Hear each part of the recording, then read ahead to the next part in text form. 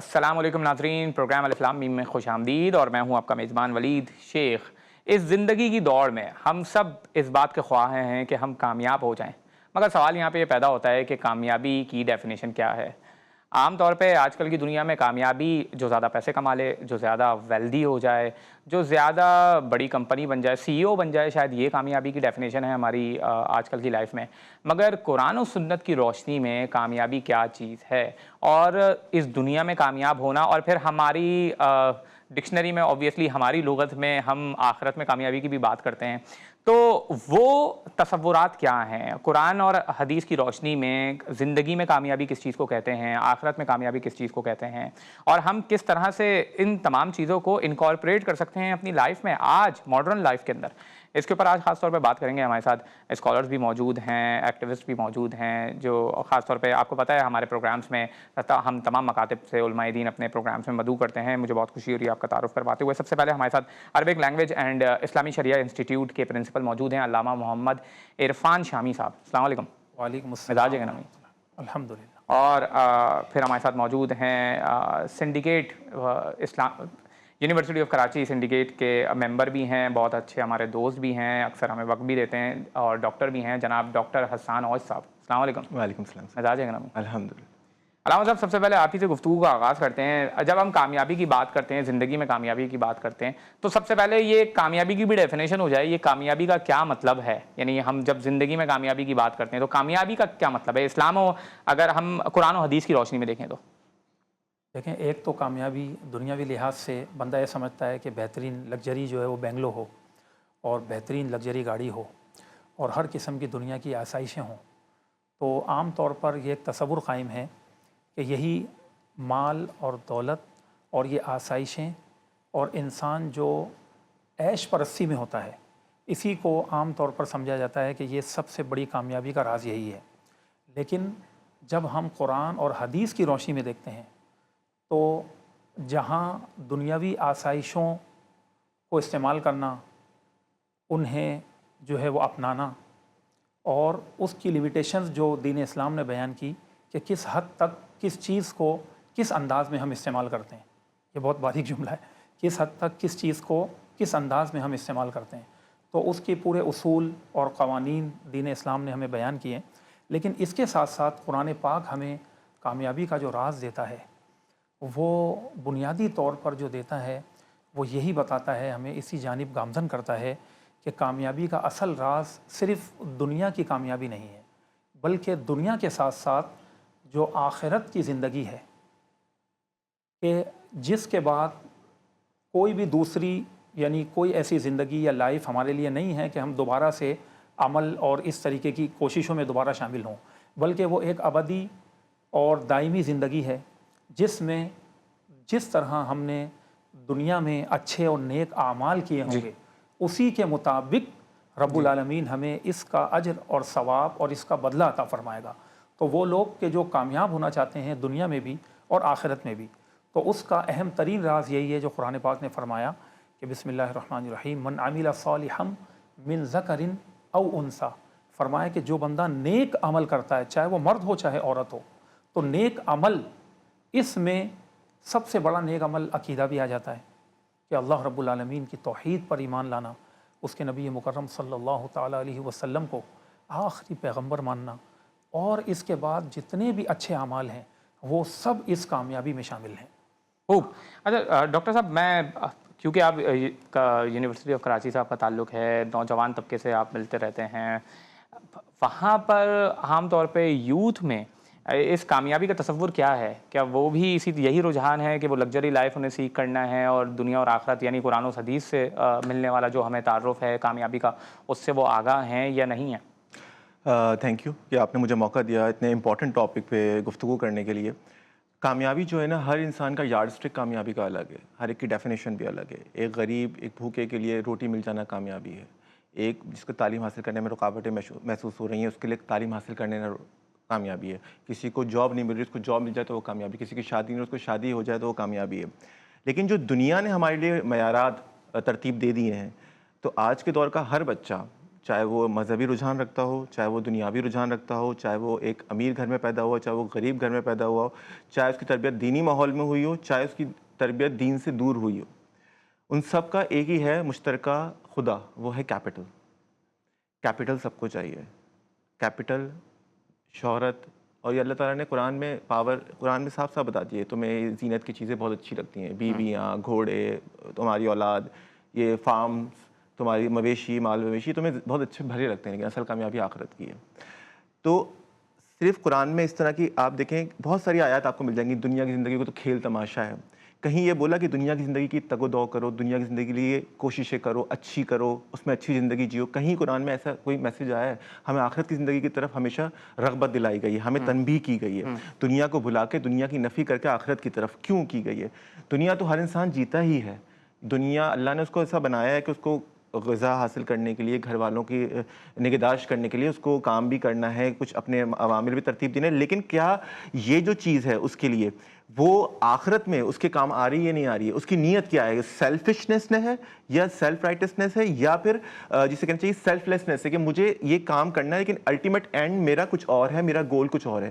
Goals ہمارے define کریں گے ہماری کامیابی کیا ہے. اچھا ڈاکٹر صاحب، ایک اور یہاں پر ایک تصور یہ آتا ہے نا ذہن میں کہ اگر ہم یہ کہیں کہ دنیا کی کامیابی کے حوالے سے قرآن نے کہیں پہ بھی کوئی ایمفسائز نہیں کیا ہے، جیسے ایک قرآن کی آیت ہے کہ ربنا آتینا فی الدنیا حسنۃ وفی الآخرۃ حسنۃ. پوائنٹ یہ ہے کہ دنیا کی کامیابی کو اگر ہم ابینڈن کریں گے، اگر دنیا میں ہم کوشش کرنے کے حوالے سے لوگوں کو ترغیب نہیں دلائیں گے تو اس سے سستی اور کاہلی نہیں پھیلے گی؟ بہت بڑی، بہت خوبصورت بات کی ہے جو آپ نے آیت پڑھی ہے. یہ اس کا مفہوم بھی ہے، یہ دنیا اور آخرت میں بھلائی. کامیابی اور بھلائی کیا ہے؟ کامیابی ہم جو بتا رہے ہیں آج کل کا جو ہمارے کامیابی کی ڈیفینیشن ہے وہ ہماری روح جو ہے راہ راست پہ ہونا نہیں ہے، ہماری مٹیریلسٹک گینز ہیں. کامیابی میں آپ کو بتاؤں کیا ہے؟ ایک آدمی ایک ایسی ویکسین بناتا ہے جس سے لاکھوں جانیں بچتی ہیں. یہ ایک بہت بڑی کامیابی ہے، یہ صدقہ جاریہ ہے. اس میں اس کا دین کے ساتھ ساتھ اس نے دنیا کے لیے جو کنٹریبیوشن دی ہے، لوگوں کے لیے کوئی وسیلہ ایسا بنا دیا ہے جس سے لوگوں کو فائدہ ہو رہا ہے. لوگوں کو تعلیم و تربیت کر رہا ہے، 10,000 لوگوں کو تربیت دے رہا ہے کہ وہ ڈاکٹرز، انجینئرز بن کے دنیا میں بہتری کریں، لوگوں کی خدمتیں کریں. ایک آدمی کی ٹریننگ کیا آپ نے، وہ طبیب بنا اور اس نے 10 لوگوں کا علاج کیا، تو کس کے پاس امپیکٹ آ رہا ہے؟ بات یہ ہے کہ وہ جو آپ نے کس نیت سے کیا، دیٹ میٹرز. میں کیپٹل جمع کر رہا ہوں اس نیت سے کہ مجھے کیپٹل جمع کرنے کے بعد اس کو ایسی جگہوں پہ لگانا ہے جس سے دنیا کے لوگوں کے حالات بہتر ہوں، دنیا کے لوگوں میں جو ضرورت مند ہیں ان کی ضرورتیں پوری کروں، ان کو ان کی نگہداشت. گھوڑے تیار رکھنے کا حکم ہے نا قرآن میں. کیا مطلب ہے؟ اسلحہ خریدنا تاکہ جنگ ہو تو میں پیسہ ہوگا تو جب ہی کریں گے نا. لیکن آپ اس پیسے کو صرف اس لیے کریں کہ میرے پاس اے سی میں رہوں گا، میں گاڑی میں رہوں گا، یا میں باہر کی ٹرپس لگاؤں گا. سب سے زیادہ ذمہ داری میں ادھر کوٹ کرنا چاہوں گا علماء کرام پہ عائد ہوتی ہے، ٹیچرز حضرات پہ عائد ہوتی ہے، ہمارے لیڈران پہ عائد ہوتی ہے، پولیٹیکل لیڈرز پہ عائد ہوتی ہے، کیونکہ لوگ ان کی طرف دیکھتے ہیں. یہاں پر خیر کے ریپرزنٹیٹیوز بھی ہیں، شر کے ریپرزنٹیٹیوز بھی ہیں. جو چیزیں خیر کے ریپرزنٹیٹیوز ہیں ان کو قرآن میں بھی بیان کیا گیا ہے، حدیث میں بھی بیان کیا گیا ہے. ان لوگوں پہ اگر یہ لوگ لگژری کی طرف جائیں گے تو عام عوام کو آپ سادگی کا درس نہیں دے سکتے. یہ بہت امپورٹنٹ پہلو ہے. آئی تھنک میں ایک چھوٹا سا بریک لیتے ہیں ناظرین. بریک کے بعد اسی کے حوالے سے گفتگو کریں گے کہ جو لگژری کا عنصر ہے خاص طور پہ ٹیچرز، اساتذہ، علماء دین میں ہمیں یہ چیز دکھتی ہے، تو اگر انہی کی طرف سے ہمیں اس طریقے کا لائف اسٹائل دکھ رہا ہوگا تو پھر عوام سمپلسٹی کو کیسے فالو کرے گی؟ ایک چھوٹا سا بریک لیتے ہیں، بریک کے بعد اسی سوال کو آگے بڑھاتے ہیں.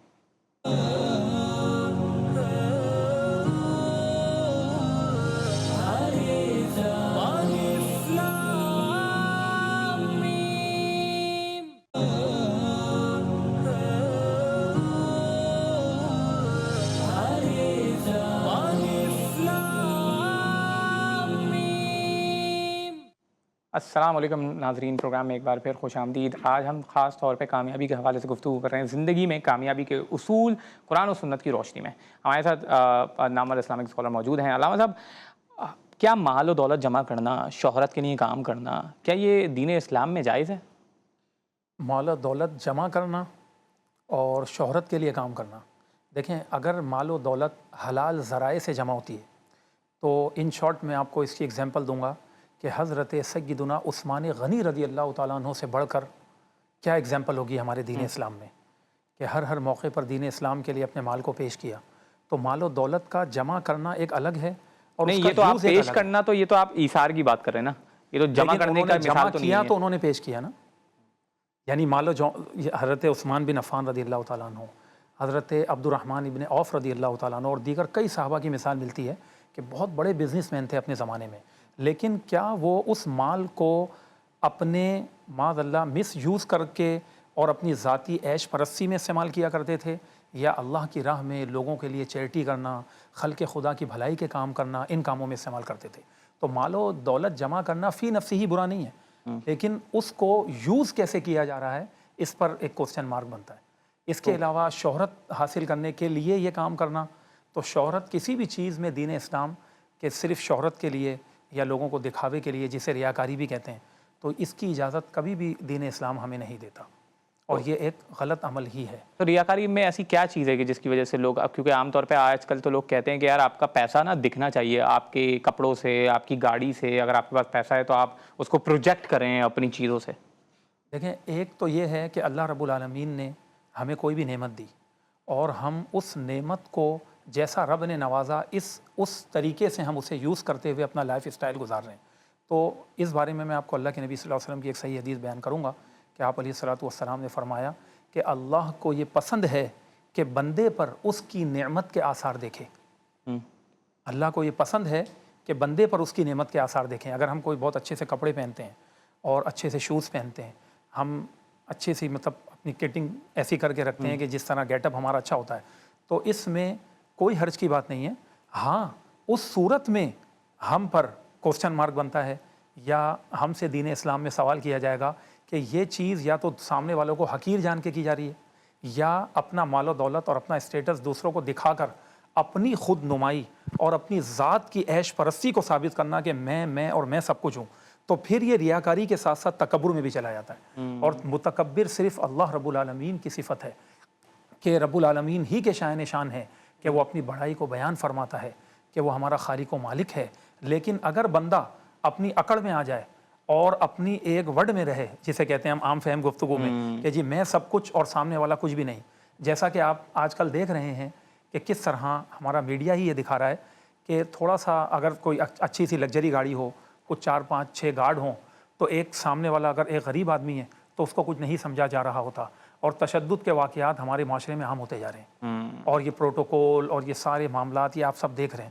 تو یہ وہ تکبر اور وہ خود نمائی اور ریاکاری ہے کہ اس کی ہمیں دین اسلام اجازت نہیں دیتا۔ اچھا ڈاکٹر صاحب، آپ بریک سے پہلے بھی آپ کی گفتگو جو ہے وہ بیچ میں رہ گئی تھی۔ علامہ صاحب جیسے کہہ رہے ہیں کہ مال و دولت جمع کرنا تو کوئی مسئلے کی بات نہیں ہے، تو اگر علماء دین بھی فار ایگزامپل مال و دولت جمع کرتے ہیں اور وہ پروجیکٹ کرتے ہیں بڑی گاڑی سے، بڑے پیسوں سے، تو اس میں کیا مسئلہ ہے؟ بہت خوبصورت سوال ہے۔ مال و دولت جمع کرنے کا کہیں حکم نہیں ہے۔ اگر ہم نبی کی صلی اللہ علیہ وسلم کی زندگی اٹھائیں تو کبھی ان کو زکوٰۃ دینے کی نوبت نہیں آئی۔ کیوں نہیں آئی؟ کیا ان کے پاس مالی غنیمت نہیں آ رہا تھا؟ زکوٰۃ تو اس وقت دیتے جب 1 سال تک ان کے پاس وہ پیسہ اسٹاک رہتا، خرچ کر دیا۔ ابھی انہوں نے حضرت عثمان بن عفان کی ایگزامپل دی۔ حضرت ختیجہ مالدار تھیں، تجارت کرتی تھیں، انتقال کے وقت کتنا پیسہ چھوڑ کے گئی تھیں؟ کیا تھا ان کے پاس؟ کچھ نہیں تھا۔ اس کا مطلب کیا ہے؟ جو مال و دولت آ رہا ہے وہ آپ کے لیے نہیں ہے، آپ کی ذات کے لیے نہیں ہے۔ It's in a cycle for the other people, دوسرے لوگوں کے لیے ہے، دوسروں کی فلاح کے لیے، اس کاز کے لیے جس کے لیے آپ کھڑے ہوئے ہیں، اسلام کی کاز کے لیے۔ میں آپ کو ایگزامپل دیتا ہوں۔ آپ کے پاس کھانے کو نہ ہو لیکن آپ کے پاس اسلحہ اچھا ہونا چاہیے۔ کیوں ہونا چاہیے اسلحہ؟ تاکہ آپ مسلمانوں کا دفاع کر سکیں، ہیومینٹی کا دفاع کر سکیں۔ مسلمانوں کا دفاع کا مطلب یہ ہے کہ پورے جو انسانیت ہے، جس کا علمبردار ہے اسلام، اس کا دفاع کرنا ہے، دشمنوں سے بچانا ہے۔ اب مولانا مودودی نے بڑی خوبصورت بات ایک جگہ کہی تھی کہ جو بچے ہیں مذہبی ذہن رکھنے والے، دینی تربیت حاصل کرنے والے، ان کو بھی ہر بڑے عہدے پہ پہنچنا چاہیے، ڈاکٹر، انجینئر، بڑے بڑے سائنٹسٹ۔ کیوں؟ تاکہ ادھر بیٹھ کے بھی وہ دین اسلام کی اہمیت کے ساتھ دین اسلام کی خدمت کر سکیں۔ بات ہوتی کہ وہ ادھر بیٹھ کے بھی، اس بڑے عہدے پہ بیٹھ کے بھی، اس ایڈمنسٹریٹو پوسٹ پہ بیٹھ کے بھی اس کے ذہن میں یہی ہوگا کہ جو بھی میں کام کر رہا ہوں اس سے مجھے اپنے دین کی، انسانیت کی، پاکستان کی مجھے خدمت کرنی ہے۔ یہ ایکچولی آپ کے ذہن میں سینٹرل آئیڈیا ہو۔ 5 دفعہ نماز پڑھنا نا، اگر میں سمجھ رہا ہوں میں نے حلیہ ایک بنا لیا ہے مذہبی، اور میں نماز پڑھ رہا ہوں، روزہ رکھ رہا ہوں، اور میں جو ہے بہت سارا پیسہ جمع کر رہا ہوں، لگژریس لائف لے رہا ہوں، تو میں گزار رہا ہوں، تو اس کا مطلب وہ دین میرے اندر اترا نہیں ہے۔ دین اگر اتر جاتا تو نبی والی سنت ہمارے پاس ہوتی۔ حضرت عبد الرحمن بن عوف کی جب انتقال ہوا ان کا، تو ابو ذر غفاری اس وقت شام میں تھے, انہوں نے اس پہ کمنٹ کیا تھوڑا سا کہ بھائی ان کو لگا کہ اتنا مال و دولت جمع تھا ان کے پاس, تو ان کا تو حساب بہت لمبا ہوگا, جس پہ ادھر دوسرے صحابہ کرام بھی موجود تھے. انہوں نے کہا اگر وہ حلال طریقے سے تھا اور اگر وہ اس میں زکوٰۃ دیتے تھے تو کوئی جرا نہیں ہوگی. تو اس پہ انہوں نے بہت ہی خوبصورت جملہ کہا جو مجھے بہت پسند ہے, اور میں اپنے اکثر لیکچرز میں کوٹ کرتا ہوں کہ کیا نبی کے زمانے میں اتنا پیسہ رکھنا بھی الاؤ تھا یا نہیں تھا؟ نبی کی حیات میں ہمارے سامنے مولا علی کی زندگی ہے, خلفائے راشدین کی زندگی ہے, کیا وہ اتنا پیسہ رکھتے تھے اپنے پاس؟ حضرت عمر کا آپ کو واقعہ پتہ ہے, کپڑا انہوں نے دوسرا لیا جو ان کے بیٹے نے ان کو دیا تھا, سوال پوچھا گیا تو کیا یہ چیزیں مال غنیمت جو ہے وہ جمع ہوگا بیت المال میں, ادھر سے ڈسٹریبیوٹ ہوگا, یہ چیزیں, اور آپ کی جو کاز ہے, علامہ اقبال مومن کی ڈیفینیشن کیا بتا رہے ہیں, خودی سے مطلب یہ کہ you have risen above. Post modernism کا دور جو چل رہا ہے آج کل, فلسفی جو ہم فلسفہ پوری دنیا میں امپلیمنٹ ہوا ہے, فریڈم, میری انڈیویجول فریڈم, ماں باپ میرے معاملات میں نہیں بولیں گے, میں سیلف رائٹسنس میں بلیو رکھتا ہوں, میرے معاملات میں انٹرفیرنس نہیں ہوگی, میں کلیکٹیو تو سوچ ہی نہیں رہا. جب میں کلیکٹیو نہیں سوچ رہا تو آپ your services are of no good. جب تک آپ کے ذہن میں کوئی مشن نہیں ہے, کوئی اگر میں فار ایگزامپل میں ممالک کا نام نہیں لوں گا, کچھ اسلامی ممالک ہیں جو دینی حمیت کے لیے کام کر رہے ہیں, اور جو ہے ان کے ذہن میں ہوتا ہے جتنا بھی ان کی ترقی ہے, جو ان کا ایک کاز ہے کہ ہمیں یہ دین کی سربلندی کرنی ہے, فلسطین کے عوام کو بچانا ہے, یا جو بھی, تو یہ سب چیزیں کیا ہیں؟ کیا مطلب کہ وہ دنیا سے کٹے ہوئے؟ نہیں, دنیاوی ترقی بھی ہو رہی ہے. پاکستان کی ایگزامپل دیں آپ کہ ماشاءاللہ یہاں پر ایڈوانسمنٹس ہیں, یہاں پر انجینئرس ہیں, ہمارے فوج کا جو بھی ریسنٹلی مورال کتنا بلند ہے اور کتنا اچھے سے دفاع کیا. اتنی بڑی طاقت کے مقابلے میں آپ کے پاس اتنے کم وسائل, اتنا کم بجٹ, آپ نے کیسے ڈیفینڈ کیا؟ تو ہمارے پاس بہترین سائنٹسٹ موجود نہیں ہے, بہترین انجینئرس موجود نہیں ہے, بہترین لوگ موجود نہیں ہیں, اسکلڈ لوگ, لیکن ساتھ ساتھ دینی حمیت بھی ہے. وداؤٹ دینی حمیت you are zero, and you will be answerable for everything, for every extra watch you have. آپ کے پاس ایک گھڑی وہ آپ کی ضرورت کے لیے, دوسری واچ آپ کی ضرورت نہیں, وہ کسی اور کا حق تھا جو آپ کو اللہ تعالیٰ نے دیا, وہ آزمانے کے لیے دیا ہے. یعنی آپ یہ کہہ رہے ہیں کہ معاشرے میں اگر غربت ہو, افلاس ہو, تو اس صورت میں علماء دین کو, اور خاص طور پہ وہ لوگ کہ جو عوام کو گائیڈ کرنے کی پوزیشنز پر ہیں, ان کو اس طریقے کا لائف اسٹائل نہیں اپنانا چاہیے. بالکل بھی نہیں, 100% نہیں. بلکہ معاشرے میں اگر عیاشی بھی ہے, معاشرہ بہت خوشحال بھی ہے, علماء کرام کی, اساتذہ کرام کی, ڈاکٹر صاحبان کی, لیڈران کی, پولیٹیکل لیڈرز کی ذمہ داری ہے کہ وہ اپنی ایگزامپل سادگی میں رکھیں گے. یو ایس اے میں دیکھیں, اگر آپ کوئی بھی آپ کا کریکٹر ہو, آپ کچھ بھی ہو, عام آدمی کچھ بھی کر سکتا ہے, لیکن جب آپ پولیٹیکل لیڈر بنتے ہیں تو آپ کے کریکٹر اسیسینیشن بھی ہوتی ہے, آپ ایک چیز کو اسکروٹنائز کیا جاتا ہے. اچھا, یہ بہت اچھا ہے پہلو علامہ صاحب, کیونکہ it seems to be contradicting with your statements کہ وہ کہ یورپین ممالک کے لیڈرز کی بات کریں تو وہ سائیکل پہ بھی گھوم لیتے ہیں, ٹھیک ہے, مگر ہمیں ایسا رویہ ہم حکمرانوں سے تو دور کی بات, ہمیں علماء دین سے بھی دیکھنے کو نہیں ملتا. تو اس کی کیا وجوہات ہیں؟ یہ وہ تلخ حقیقت ہے کہ جو ڈاکٹر صاحب نے کہا کہ جس پر ہم جو ہے وہ عملی طور پر پریکٹیکلی کچھ بھی کرنے کے لیے جو ہے نا تیار نہیں ہے. اگر آپ دیکھیں تو آج ہمارا ایک بڑا مذہبی طبقہ, حالانکہ میں خود بھی ایک عالم دین کے طور پر یہاں آیا ہوں, لیکن میں آپ کے سامنے بالکل برملا یہ بیان کروں گا کہ ایک ایسا بھی طبقہ ہے کہ جو آپ دیکھتے ہیں کہ اگر بیانات کی حد تک تو ان کی گفتگو دیکھیں تو عوام بیٹھ کے رو رہی ہوتی ہے, لیکن جب خود پریکٹیکلی دیکھیں تو ان کے اپنے نجی معاملات بہت مختلف نظر آتے ہیں. تو ہر قسم کے لوگ ہیں. اچھا, کچھ ایسے بھی علماء دین ہیں جن کو میں جانتا ہوں کہ اتنے علم و عمل کے پہاڑ, ٹھیک ہے, جن میں ایک بہت بڑی ہستی اور ان کا نام تمام پورا عالم اسلام جانتا ہے, علامہ غلام رسول سعیدی صاحب, جنہوں نے دارالعلوم نعیمیہ میں بیٹھ کر اپنی پوری زندگی گزار دی. دیکھیں, درویش صفت آدمی, بڑی بڑی آفرز دی گئیں, جج بننے کے لیے ان کو گورنمنٹ آف پاکستان نے آفرز کی تھی, کر بڑے بڑے عہدے دیے گئے. لیکن میں خود جب گیا میں نے دیکھا کہ بس وہ درویش صفت انسان اپنے اس کمرے میں بیٹھ کر کتابوں کے سائے میں پوری زندگی نکال دی. تو ہر قسم کے لوگ ہر قسم کے طبقے میں موجود ہوتے ہیں ہمیشہ. لیکن دیکھیں, جو آپ نے کہا نا کہ یورپ کی مثال دی, غرب کی مثال دی کہ وہ سائیکل پہ بھی جا رہے ہیں, دیگر جگہ بھی جا رہے ہیں, تو در حقیقت یہی تو ہمارے خلفائے راشدین کی مثالیں ہیں کہ جن کے پاس ایک دنیا کے بڑے خطے پر انہوں نے حکمرانی کی. لیکن حضرت عمر فاروق رضی اللہ تعالیٰ عنہ سے ممبر پر یہ سوال کیا جا رہا ہے کہ عمر, آپ اپنے خطبے کو تو مکمل کر دیجیے گا, لیکن پہلے یہ بتا دیں کہ یہ جو پورا کپڑا آپ نے لباس سلوایا یہ آپ کو کیسے ملا؟ حالانکہ مال غنیمت میں تو اتنا بڑا لباس تقسیم نہیں ہوا, اور آپ کا وجود بھی بڑا تھا حضرت عمر فاروق رضی اللہ تعالیٰ عنہ کا. تو اس طریقے کے دیکھیں اس وقت کے حکمرانوں کے بارے میں بھی فوراً سے پہلے سوال کر لیا جاتا.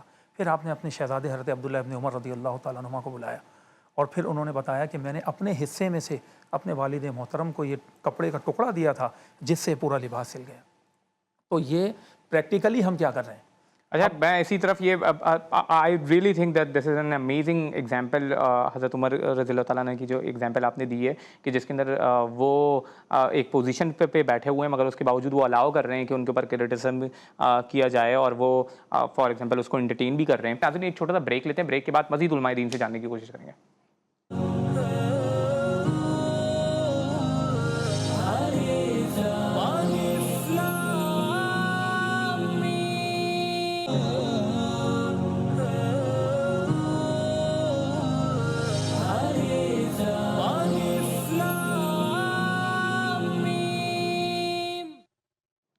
السلام علیکم ناظرین, پروگرام میں ایک بار پھر خوش آمدید. آج ہم خاص طور پہ کامیابی کے حوالے سے گفتگو کر رہے ہیں جو آج کل ہمارے معاشرے میں ایک خلط مبحث بن چکی ہے اور اس کے اندر مختلف آراء بھی پائی جاتی ہیں. کچھ لوگوں کے مطابق کامیابی کچھ اور چیز ہے, کچھ لوگوں کے مطابق کامیابی بالکل 180 ڈگری اس کے اپوزٹ چیز ہے. ہمارے ساتھ جناب ڈاکٹر حسان احمد صاحب موجود ہیں. ڈاکٹر صاحب, قرآن کی بات کریں, قرآن میں کامیابی کے الفاظ بھی استعمال کیا گیا ہے, قد افلح من زکاہا, کہ جس نے اپنے نفس کا تزکیہ کیا. کنٹینیوس امپروومنٹ کی بات کرتا ہے, مگر یہ جو کنٹینیوس امپروومنٹ ہے یہ ہمارے معاشرے میں ہمیں بالکل بھی نہیں دکھتی. یعنی فار ایگزامپل اگر کوئی ایک آدمی غلطی سے کسی ایک نوکری پہ بھی لگ گیا نا تو وہ زندگی بھر اسی نوکری پہ لگ رہا ہے اور ہم دیکھ رہے ہیں کہ اس کے اندر کوئی امپروومنٹ نہیں آتی. وہ ایک سے زیادہ ٹاسک بھی نہیں کر سکتا. ہم لیبر پروڈکٹیوٹی انڈیکس کی بھی بات کریں پاکستان, تو پاکستان دنیا بھر کے ممالک میں سب سے نیچے ہے, افغانستان سے بھی نیچے ہے. یعنی کہ یہ کہ ہمارا ایک شخص وہ اتنا لیس پروڈکٹیو ہے, اس کو اتنی زیادہ کم نالج ہے اپنے کام کے حوالے سے کہ وہ ایک سے زیادہ کام کر ہی نہیں سکتا, اس قابل ہی نہیں ہے. تو اس کی کیا وجوہات ہیں؟ سر میں اس میں واپس میں ہسٹری کی طرف تھوڑا سا ایگزامپل لے کے واپس ادھر آتا ہوں. اسی موجودہ صورتحال میں 313,000 پہ بھاری آ گئے. کیا انہوں نے ان کے پاس تو اسلحہ بھی نہیں تھا, تربیت بھی نہیں ہوئی تھی, کوئی جنگی محاذ میں ان کی مشقیں بھی نہیں ہوئی تھیں. کچھ تھا, ایکٹیویٹی تھی, لیزینس نہیں تھی. دوسری طرف کیا تھا, غرور, تکبر, لیزینس. صحیح ہے. نیچرلی جو قوم, چاہے وہ چائنیز ہو, چاہے وہ رشین ہو, کوئی بھی ہو, آپ کی تعداد زیادہ ہے, آپ کی تعداد کم ہے, جو ایفرٹ کرے گی اللہ تعالیٰ اس کو وعدہ کیا ہے وہ اس کو دے گا. لیکن وہ ایفرٹ کیوں کرے گی, میں ایفرٹ کیوں کروں جب مجھے لگے گا کہ میرے اوپر کے جو لوگ ہیں وہ اتنے ہی ایفرٹ کر رہے ہیں, دین اٹس کنٹیجیس.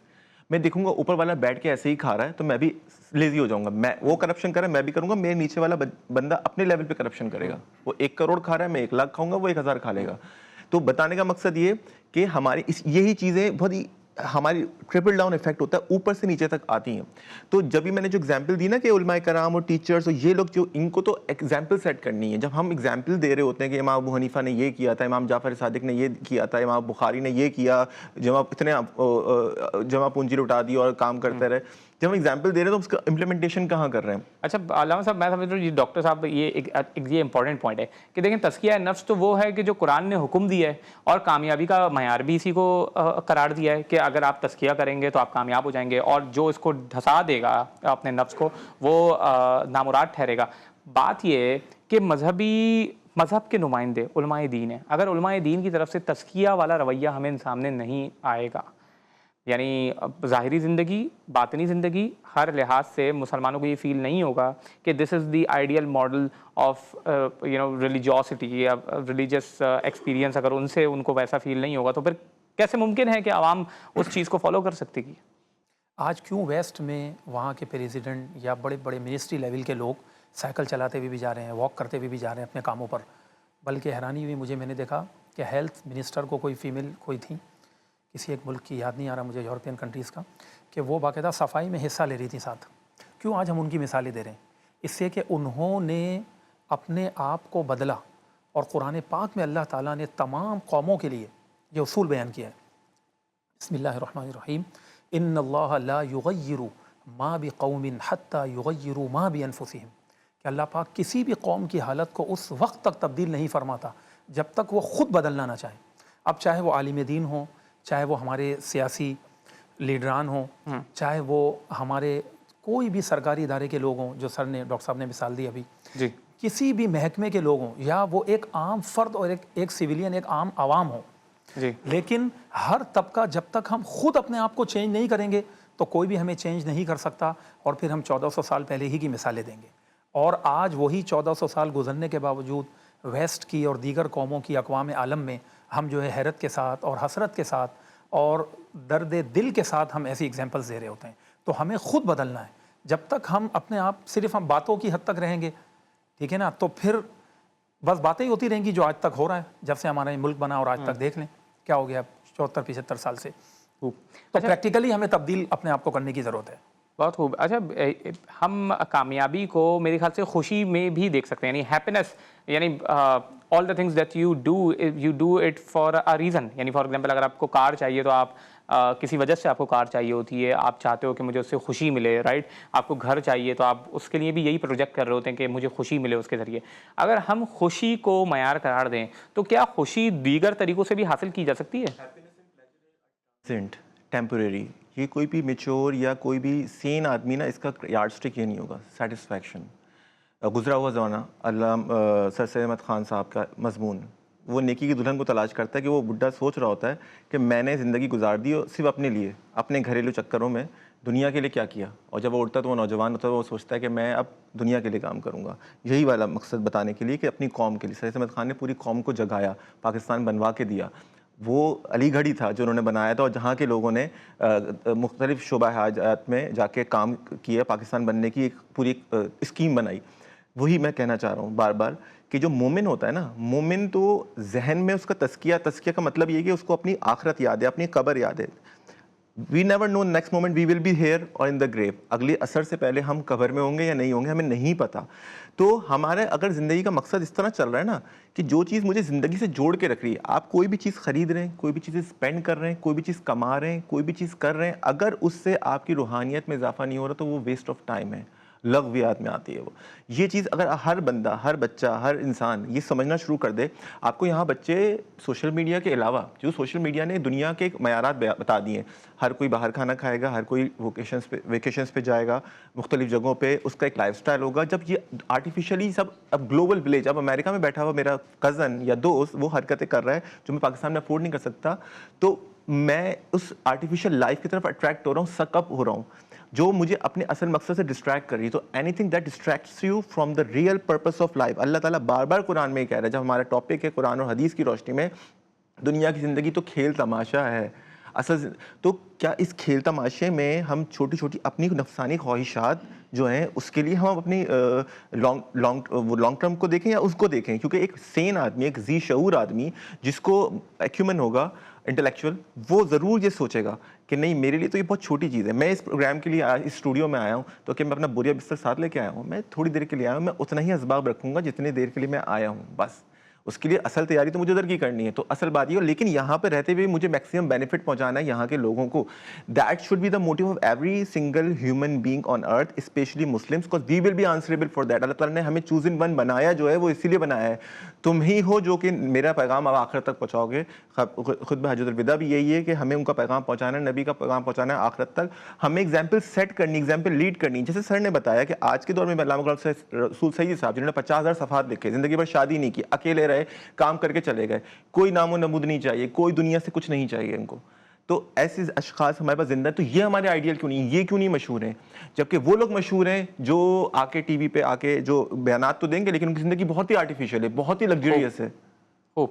علامہ صاحب، آج سوشل میڈیا کا دور ہے، ماڈرن دنیا ہے، پر لوگوں کے مسائل بھی کچھ نوجوانوں کے مسائل بھی اب جو ہے نا جدید ہو چکے ہیں، کچھ الگ ٹائپ کے ہو چکے ہیں. پہلے ایسے مسائل نوجوانوں کو فیس نہیں کرنے پڑتے تھے. تو آپ کا کیا پیغام ہے کہ وہ کیا چیزیں ہیں جو وہ اختیار کریں، وہ کون سی عادتیں ہیں جو وہ اپنائیں جس سے وہ کامیاب ہو سکتے ہیں زندگی میں بھی اور آخرت میں بھی؟ دیکھیں، اسٹوڈنٹس کو جب ہم پڑھا رہے ہوتے ہیں اور مختلف جگہ اپنے اداروں میں بھی، انسٹیٹیوشنس میں، اور خاص طور پر کے یو میں بھی میں پڑھاتا رہا، ابھی بھی پڑھاتا ہوں الحمدللہ. تو بچوں کو میں یہی سمجھاتا ہوں، کیونکہ ہم یہ دیکھتے ہیں کہ ہر اسٹوڈنٹ جو ہے نا بس وہ جی پی کے چکر میں لگا ہوا ہوتا ہے.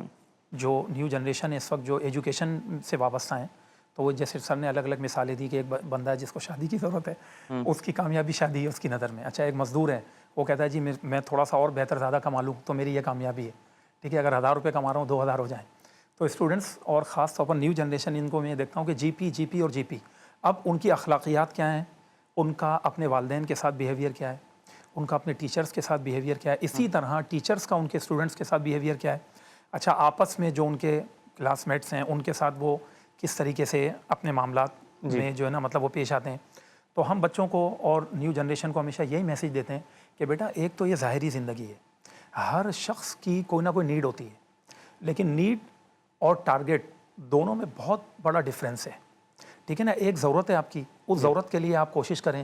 ہر شخص کو اس کائنات میں جو بھی آیا ہے یہ دنیا عالم اسباب اللہ نے بنائی ہے، اور مسبب الاسباب رب العالمین کی ذات ہے. تو اسباب کو پکڑنا ہے، اسٹرگل کرتے رہنا ہے، کوشش جاری رکھنی ہے. لیکن کیا یہ ہمارا ٹارگیٹ بھی ہونا چاہیے؟ تو ایز اے مسلم ہمارا ٹارگیٹ اس سے بہت بڑھ کر ہے آگے. بالکل. ایک اخلاقیات کی دنیا بھی ہے، ٹھیک ہے، کہ یہ نہیں کہ صرف ہم اپنے نمبر اچھے کرنے کے چکر میں نقل بھی کر لیں، ٹیچر سے بھی بدتمیزی کر لیں اگر وہ روکتے ہیں، یا اسی طریقے سے چیٹ کر کے آگے بڑھ جائیں. یہ نہیں ہے، بلکہ اس سے آگے بڑھ کر آپ دیکھیں. اب اسی طرح آج کل آپ کو پتہ ہے بہت سارے مسائل ہیں کہ جب بچے گھر سے باہر نکلتے ہیں، بچے بچیاں، تو وہ کس طرح رہ رہے ہوتے ہیں، ان کا آپس میں کس طریقے کا ریلیشن ہوتا ہے. یہ بھی ہم ان کو پیار سے سمجھاتے ہیں کہ بیٹا آپ کے والدین نے آپ کو کس مقصد کے لیے بھیجا ہے، اور آپ یہاں یونیورسٹی میں یا فلاں انسٹیٹیوٹ میں آگے کیا کر رہے ہیں. یہ بھی آپ سوچیں کہ کیا ہمیں اپنے پیرنٹس کے سر کو فخر سے بلند کرنا ہے یا جھکا دینا. اور اس میں کوئی شک نہیں ہے کہ غور و فکر ہی وہی چیز ہے کہ جس کی طرف قرآن ہمیں واضح تعلیم دیتا ہے، ہمیں بلاتا ہے، ہمیں دعوت دیتا ہے کہ غور و فکر کی طرف آؤ. اور غور و فکر کرنے والے لوگ ہی ہیں وہ جو اپنی زندگیوں کو بدل سکتے ہیں، ٹرانسفارم کر سکتے ہیں. یہی وہ وقت ہے کہ جو تزکیے کا وقت ہے. آج اگر ہم نے سوسائٹی میں اپنی ذات کو بھی تزکیہ نہیں کیا، کنٹینیوس امپروومنٹ نہیں اختیار کی، تو یہ جو ریولوشن بھی جو آ رہی ہے اے آئی کی، اس کو بھی ہم جو ہے نا فیس نہیں کر پائیں گے، اور بہت ہی زیادہ جیسے کشمکش کا شکار ہو جائیں گے اگر اس ماڈرن فاسٹ رننگ اے آئی جو نئی ٹیکنالوجیز آ رہی ہیں ان کا بھی سامنا نہیں کر پائیں گے اگر یہ تزکیے کا ہم نے جو اصول ہے اس کو اپنی زندگی پہ لاگو نہیں کیا. اور اس کے ساتھ ساتھ علم ایک وہ چیز ہے کہ جو انسان کو بہتر سے بہتر بنا سکتی ہے. علم کو روشنی کہا گیا ہے، علم کو نور بھی کہا گیا ہے. اگر آپ علم حاصل کریں گے زیادہ سے زیادہ، یعنی اگر فار ایگزامپل آپ اسلام کے حوالے سے سوچتے ہیں، اسلام کے حوالے سے علم حاصل کریں، دیگر علوم کے حوالے سے علم حاصل کریں، علم وہ چیز ہے کہ جو آپ کو بہتر سے بہتر انسان بنا سکتی ہے. قرآن میں بھی جیسے آیا ہے کہ مومنوں کی صفات میں سے بتایا گیا کہ مومن سنتے تو بہت ساری چیزیں ہیں بٹ وہ احسن چیزوں کو فالو کرتے ہیں، یعنی سننے والی چیزوں میں سے جو بہترین انہیں بات لگتی ہے اس کو وہ فالو کرتے ہیں. تو اگر تو you are the kind of person, اگر آپ اس قسم کے انسان ہیں کہ جس کو اچھی بات پتہ چلتی ہے تو وہ اس کے اوپر عمل کرتا ہے، دین یہ آپ کے اوپر لازم ہے کہ پھر آپ زیادہ سے زیادہ علم حاصل کریں، کیونکہ علم حاصل کرنے میں آپ کو اچھی سے اچھی باتیں بھی پتہ چلیں گی. جب آپ کو اچھی باتیں پتہ چلیں گی تو آپ اسے اپنائیں گے. And this is how you transform your self. ناظرین پھر کسی نئے موضوع کے ساتھ آپ کے سامنے حاضر ہوں گے، تب تک کے لیے اپنے میزبان ولی شیخ کو دیجیے اجازت.